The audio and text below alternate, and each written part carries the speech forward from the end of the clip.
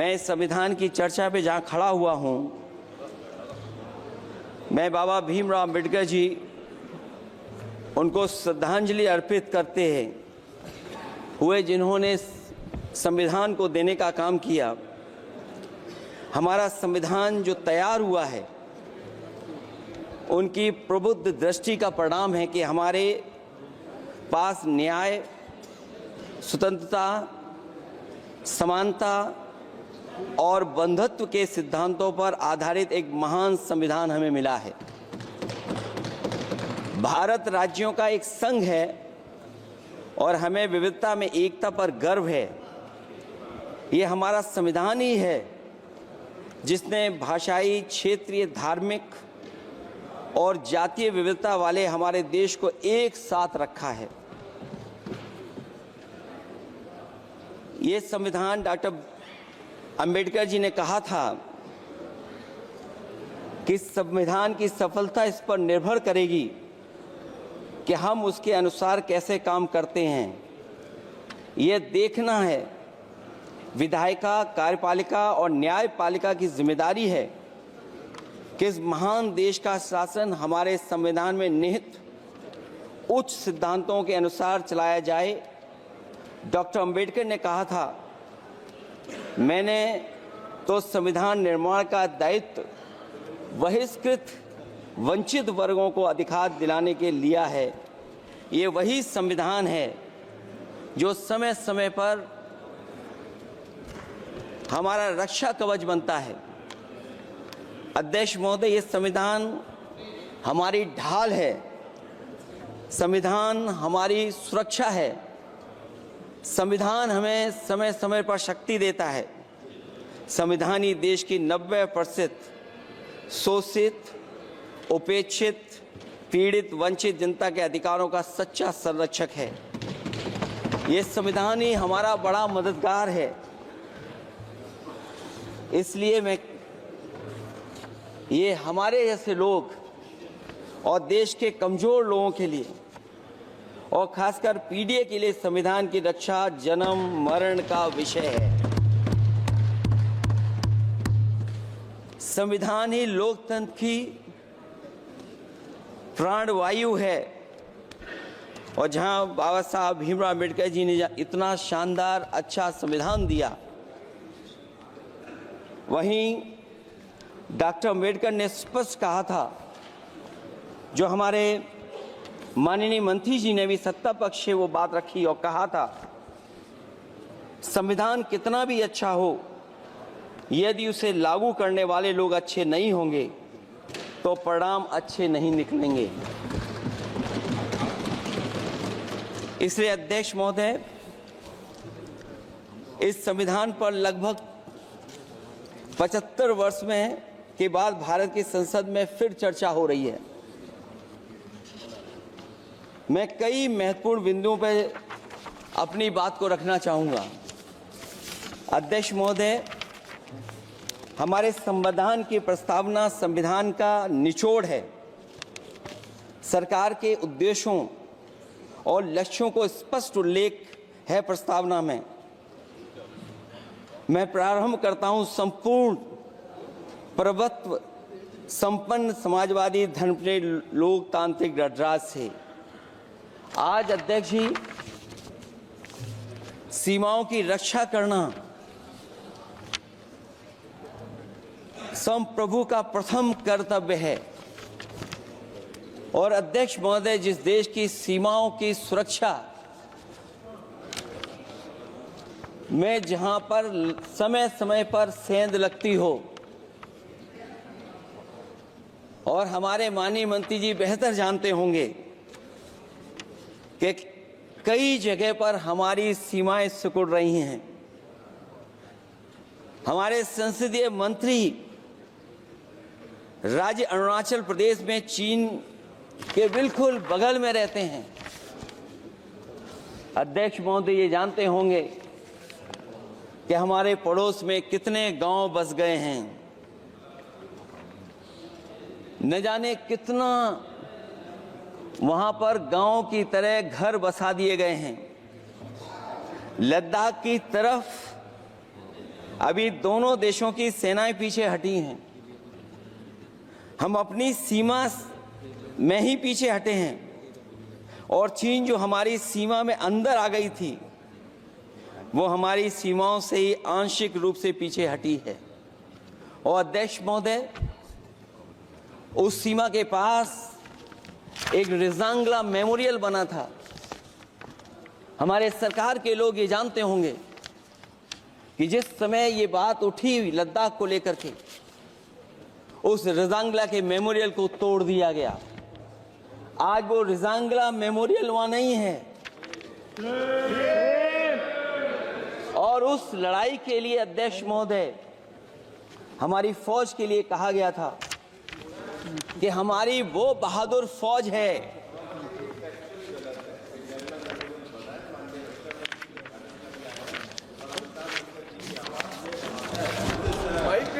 अध्यक्ष महोदय, यही तो फर्क है। कहां पर था, कहां पर बना अब। और अध्यक्ष महोदय, मैं सरकार को बताना चाहता हूं, अध्यक्ष जी, मंत्री जानते होंगे, मंत्री जी, केवल 12 किलोमीटर सड़क बनी थी और पड़ोसी देश ने क्या क्या नहीं कहा गया। और वो समय आएगा जब हमें मानसरोवर और कैलाश पर्वत पे जाने के लिए भी वो देश हमें रोकने लगेगा। तो हमारी आज 75 साल बाद सीमाएं कितनी सुरक्षित हैं। क्या लद्दाख की वो फिंगर्स जहां पर हम पहले थे, क्या हमारी फौज वहीं खड़ी है कि नहीं खड़ी है? अगर आप रिजांगला मेमोरियल जानते होंगे तो लद्दाख की वो सीमाएं जो हमारे देश के अंदर थी, क्या हमारी सीमा वहां तक है कि नहीं है? आज नहीं है। ये देश समाजवादी गणराज्य बने। समाजवाद का सरल शब्दों में अर्थ है कि समता और संपन्नता हो। लेकिन देश में अध्यक्ष महोदय 2014 के बाद विषमता जिस तेजी के साथ बढ़ी है उसकी कल्पना भी नहीं की जा सकती है। 140 करोड़ में से 82 करोड़ सरकारी अन्न पर जिंदा हैं।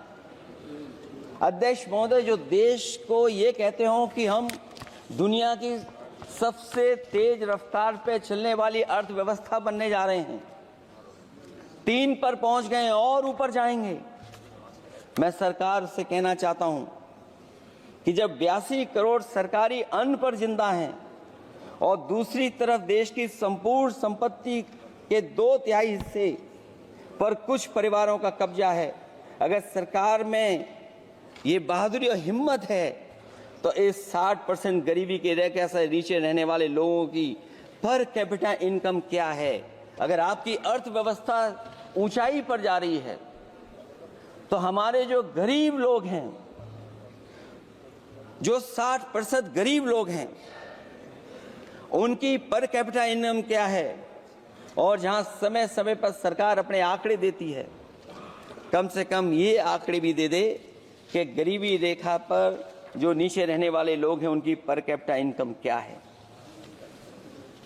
इससे स्पष्ट हो जाएगा कि 5% लोगों की पर कैपिटा इनकम क्या है। हमारा प्रेम्बल कहता है कि धर्म निरपेक्ष गणराज्य बने। राज्य की निगाह में सभी धर्म सम्मान हैं। हमारा सेकुलरिज्म हमें रिलीजियस इक्वलिटी का रास्ता दिखाता है। यही ना अर्थ इसका है। क्या इस पर सरकार अमल कर रही है? देश के 20 करोड़ से ज्यादा अल्पसंख्यकों के, विशेषकर मुसलमानों को दूसरे दर्जे का नागरिक बनाने का प्रयास चल रहा है।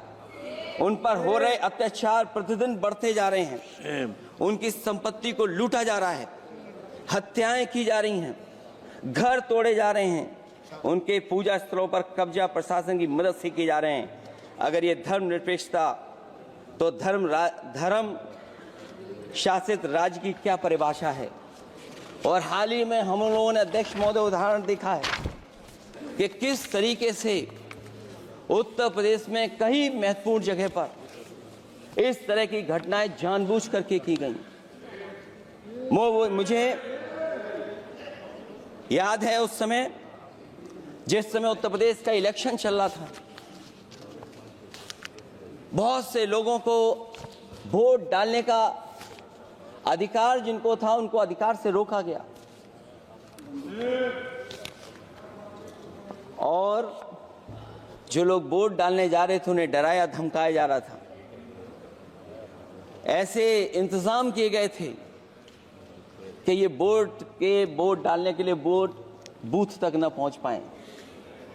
वो तस्वीरें अध्यक्ष महोदय न केवल हम लोगों ने देखी, बल्कि पूरे देश और दुनिया ने देखी होंगी कि किस तरीके से उत्तर प्रदेश की सरकार के प्रशासन के इशारे पर एक पुलिस के अधिकारी ने महिलाओं को वोट से डालने से रोका और रिवॉल्वर दिखा करके कहा कि वोट डालने नहीं जाओगे। मैं उन बहादुर महिलाओं को बधाई देना चाहता हूं कि उन्होंने परवाह नहीं की और उन्होंने कहा कि इससे कुछ जान जाने वाली नहीं, अगर जान भी जाएगी तो हम वोट डाल करके आएंगे। क्या यही लोकतांत्रिक राज्य है? सच्चे लोकतंत्र में जनता श्रद्धापूर्वक मतदान के माध्यम से अपनी सरकार चुनती है। क्या हम सही अर्थों में लोकतांत्रिक व्यवस्था में जी रहे हैं, जहां सरकार मशीन और सरकारी मशीनरी के जरिए जहां चाहे अपनी सरकार बना लेती है, जनता के मत का कोई अर्थ नहीं रखे हैं, वह लोकतंत्र नहीं कहा जा सकता है। यह व्यवस्था जब तेजी से लोकतंत्र में तानाशाही की तरफ बढ़ रही है, हिटलर ने भी तो जनता द्वारा चुने जाने के बाद संविधान में संशोधन करके तानाशाही कायम कर दी थी। हमारी सरकार भी उसी के समांतर चलने का प्रयास कर रही है। प्रस्तावना में अध्यक्ष महोदय सामाजिक, आर्थिक और राजनीतिक न्याय दिलाने की बात है। अध्यक्ष महोदय, मैं जब सरकार की तरफ से माननीय मंत्री जी को सुन रहा था, उन्होंने जाति जनगणना को लेकर के कहा कि जाति जनगणना कराना चाहें तो करा लें। हम लोग तो उस पक्ष के धर लोग हैं, अगर आप करा सकते हैं तो आप कराइए। नहीं अध्यक्ष महोदय, जब कभी भी हम लोगों को मौका मिलेगा तो जाति जनगणना कराने का काम हम लोग करेंगे। सामाजिक न्याय समाज के अनुसूचित जाति, अनुसूचित जनजाति और अन्य पिछड़े वर्गों को न्याय दिलाने का बड़ा अस्त्र आरक्षण था, उसे समाप्त कर दिया गया है। आउटसोर्सिंग और कॉन्ट्रैक्ट बेसिस पर थोड़ी बहुत नौकरियां जो दी जा रही हैं, उनमें दलितों और पिछड़ों का कोई आरक्षण नहीं है। शिक्षण संस्थाओं और विश्वविद्यालय में प्रोफेसर्स और वाइस चांसलर के चयन के समय इनके आगे लिख दिया जाता है, एक नया शब्द का इजाद हुआ, NFS, नॉट फाउंड सुटेबल। सरकारी उपक्रम भेज दिए, प्राइवेट उपक्रमों में कोई आरक्षण नहीं है। अध्यक्ष महोदय, शिक्षा मंत्री जी सूची जारी करें और अगर ये बात कहीं भी गलत है तो शिक्षा मंत्री जी सूची जारी कर दें। देश के सभी केंद्रीय विश्वविद्यालयों के वाइस चांसलर की ओर प्रोफेसर की एक, मैं तो कहूंगा अध्यक्ष महोदय कि शिक्षा मंत्री जी अगर ये सूची जारी कर दें कि जितनी भी सेंट्रल यूनिवर्सिटीज हैं और उनके माध्यम से जितने भी प्रोफेसर्स का अपॉइंटमेंट हुआ है, सब बात साफ हो जाएगी।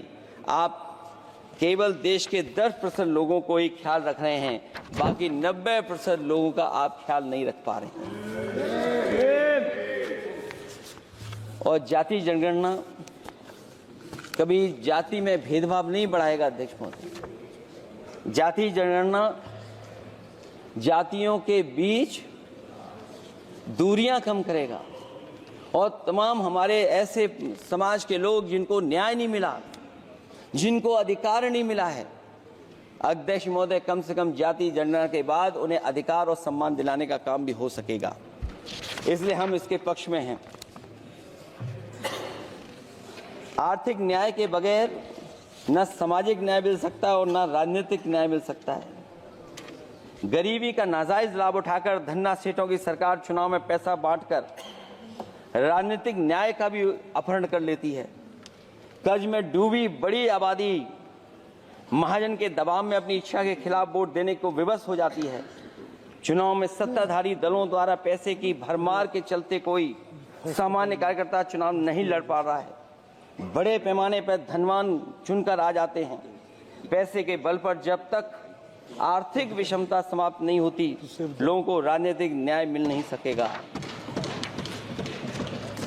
प्रस्तावों में आगे जो लक्ष्य है, विचार, व्यक्ति, विश्वास, पंथ और उपासना की स्वतंत्रता, अन्याय के खिलाफ विचार व्यक्त करने पर जेल, अभिव्यक्ति की स्वतंत्रता का अर्थ है देशद्रोह।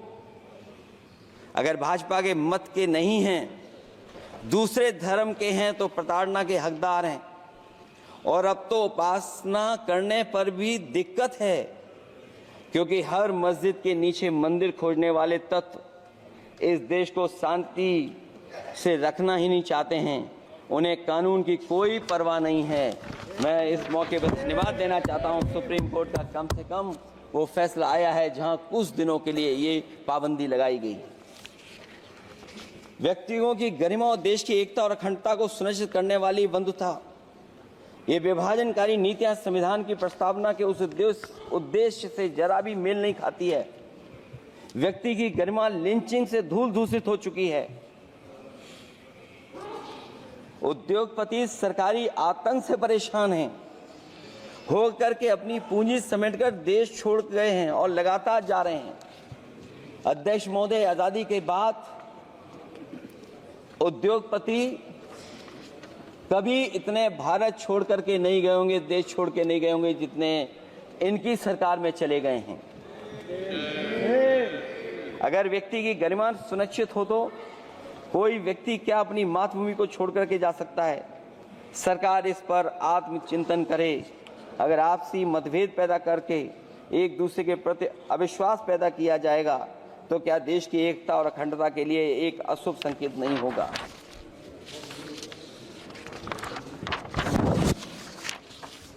अध्यक्ष महोदय, आर्टिकल 14 कानून के समक्ष समानता, भारत के अंदर किसी भी व्यक्ति को राज्य कानून के समक्ष समानता को डिनाई नहीं कर सकता है। हो क्या रहा है, एक ही कानून कुछ लोगों के लिए अलग है और दूसरों के लिए अलग। अगर सत्ता पक्ष का व्यक्ति गेरुआ गमछा पहनकर गालियों को गाली दे दे तो जी हजूरी और दूसरा न्याय मांगने जाए तो उसे लाठी। क्या ये अनुच्छेद 14 का अनुपालन हो रहा है? अध्यक्ष महोदय, किसी भी व्यक्ति को उसके जीवन और दैहिक स्वतंत्रता से कानून सम्मत प्रक्रिया के बगैर वंचित नहीं किया जा सकता। ये सबसे महत्वपूर्ण मौलिक अधिकार है, लेकिन सबसे ज्यादा इसी का दुरुपयोग हो रहा है। फर्जी मुठभेड़ में हत्याएं, जेल के अंदर हत्याएं और पुलिस अफरीक्षा में हत्याएं। आदमी कहीं भी सुरक्षित नहीं है। ईडी का तो ऐसा कानून बना दिया गया है कि बिना एफआईआर, बिना नोटिस किसी को भी बंद कर दो। लोकतंत्र फासिज्म में बदल रहा है। और अध्यक्ष महोदय, क्योंकि उत्तर प्रदेश की चर्चा सत्ता पक्ष से भी हुई, जो हालात उत्तर प्रदेश में हैं, ऐसे हालात कभी किसी ने पहले नहीं देखे।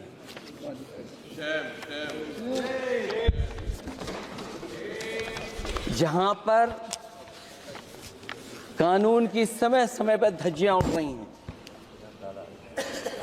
और अध्यक्ष महोदय, केवल एक घटना नहीं मैं कहना चाहता हूं, ऐसी तमाम घटनाएं हैं जिनके बारे में मैं कह सकता हूं। आजादी के बाद अगर हम 75वें वर्ष में इस बात पर चर्चा करें संविधान पर, और आए दिन लोगों को न्याय मांगने के लिए आत्मदाह करना पड़े,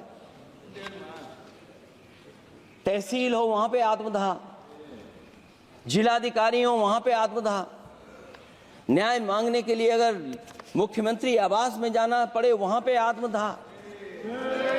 सोचिए हम किस दिशा में जा रहे हैं। और अध्यक्ष महोदय, किसने नहीं देखा कि टीवी पे चलते हुए लोगों की जान ले ली गई? लाइव देखा है सबने। ये कहां का न्याय है? न केवल वो, बल्कि पता नहीं अध्यक्ष महोदय, हमारा प्रदेश कस्टोडियल डेथ में सबसे आगे जा रहा है, महिलाओं के उत्पीड़न में सबसे आगे जा रहा है। ये मैं नहीं कह रहा हूं, अध्यक्ष महोदय ये सरकार के आंकड़े बता रहे हैं। और न केवल इन चीजों में आगे जा रहा है, बल्कि आजकल जो नए जमाने का डिजिटल इंडिया है, अगर साइबर अपराधों में सबसे आगे कोई प्रदेश दिखाई दे रहा है तो वो उत्तर प्रदेश दिखाई दे रहा है। ये अलग बात है अध्यक्ष महोदय कि कभी कभी जो डबल इंजन की सरकार चलने वाले जो दावा करते थे, पहले इंजन टकराते थे, अब तो डब्बे भी टकराने लगे हैं। Double engine single driver. और होड़ लगी हुई है कि कभी किसी ने दिल्ली का रास्ता किसी माध्यम से अपनाया था, उसी रास्ते पे चल करके आगे बढ़ना चाहते हैं। इससे खराब इस लोकतंत्र में और क्या हो सकता है? जिन लोगों ने ये कहा हो कि हम नौकरियां दे देंगे, आज नौकरियां कहां हैं? रोजगार कहां हैं?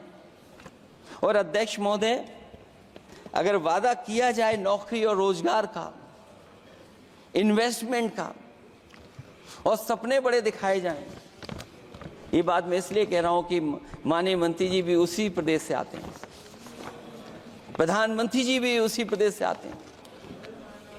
आज कई मायनों में, कई आंकड़ों में उत्तर प्रदेश पीछे दिखाई दे रहा है। जहां रोजगार के सवाल पर जो सरकारी नौकरियां इसलिए नहीं क्योंकि आरक्षण न देना पड़ जाए, इसे सरकारी नौकरियां नहीं हैं।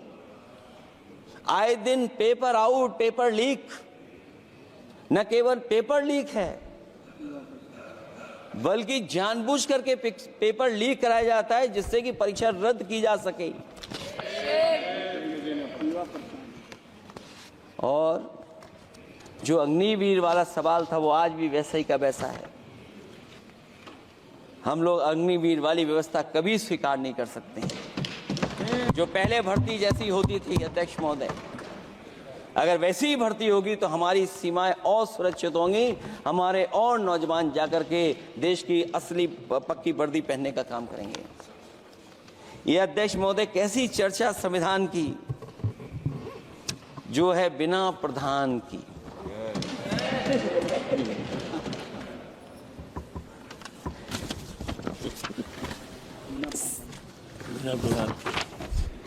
अध्यक्ष महोदय, इस सरकार में जो लोकतंत्र के साथ खिलवाड़ हुआ है, इतना कभी खिलवाड़ नहीं हुई होगी।